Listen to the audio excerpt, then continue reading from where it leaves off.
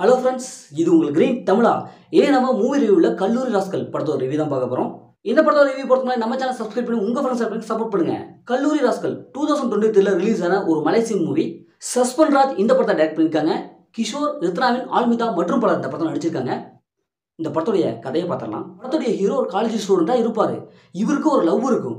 இவரோட லவ்வர், இவருடைய ஃப்ரெண்டு இப்படி ஜாலியான வாழ்க்கையை வாழ்ந்துட்டு இருப்பாங்க. படத்துடைய ஹீரோ கார் ரேஸ்லாம் ரொம்ப பிடிக்கும். கார் ரேஸில் கலந்துக்குவார், வின்னும் பண்ணிடுவார்.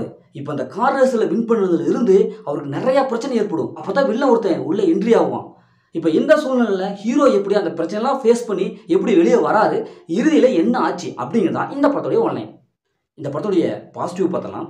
பாசிட்டிவ்னாவே இந்த படத்தை நடிச்சிருக்க எல்லாமே சூப்பராக பர்ஃபார்ம் பண்ணியிருக்காங்க. குறிப்பாக அந்த கார் ரேஸ் செம்மையாக இருக்குது. ஏன்னா கார் ரேஸ் பார்க்கும்போது அந்தளவுக்கு செம்மையாக எடுத்திருக்காங்க. சினிமோட்டோகிராஃபிக் ரொம்ப கலர்ஃபுல்லாக ஹை குவாலிட்டி விஷுவல் கொடுத்துருக்காங்க.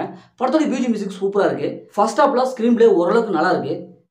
இப்போ இந்த படத்துடைய மைனஸை பார்த்தலாம். படத்துடைய மைனஸ்னாவே ஸ்க்ரீன் பிளே செகண்ட் ஹாஃப் தான். ஏன்னா செகண்ட் ஹாஃப் ரொம்ப ப்ரெடிக்டபுளாக இருக்குது. பார்த்து பழக்கப்பட்ட அதே சீன் தான், அதுவும் ஸ்டோரி லைனும் அதே தான். நம்ம எல்லா படத்துலையும் நிறையா படத்துலையும் இதே மாதிரி ஸ்டோரி லைனை பார்த்துட்டோம். ஸ்டோரி லைனில் எந்த விதமான வித்தியாசமும் இல்லை. செகண்ட் ஹாஃப் ஃபுல்லாகவும் எங்கேயோ பார்த்த மாதிரி எல்லாம் பார்த்து பழக்கப்பட அதே சீன்ஸ் தான் எடுத்திருக்காங்க. கொஞ்சமாவது வித்தியாசமாக மாற்றி ட்ரை பண்ணியிருக்கலாம், அதுவும் இல்லை. ட்விஸ்ட் அண்ட் டர்னிங் சுத்தமாக இல்லை. அடுத்தடுத்து என்ன நடக்கும் அப்படிங்கிறது ஈஸியாக நம்மளால் கெஸ் பண்ண முடியும். அந்த அளவுக்கு தான் இந்த படத்தில் ட்விஸ்ட் அண்ட் டர்னிங் கொடுத்துருக்காங்க.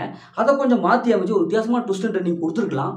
படத்தில் எல்லா கேரக்டரும் ஒரு ஆவரேஜாக கொண்டு வந்துருக்காங்க. குறிப்பாக வில்லன் கேரக்டர் ரொம்ப மொக்கையாக இருக்குது. ஒரு ஸ்ட்ராங்கே இல்லை.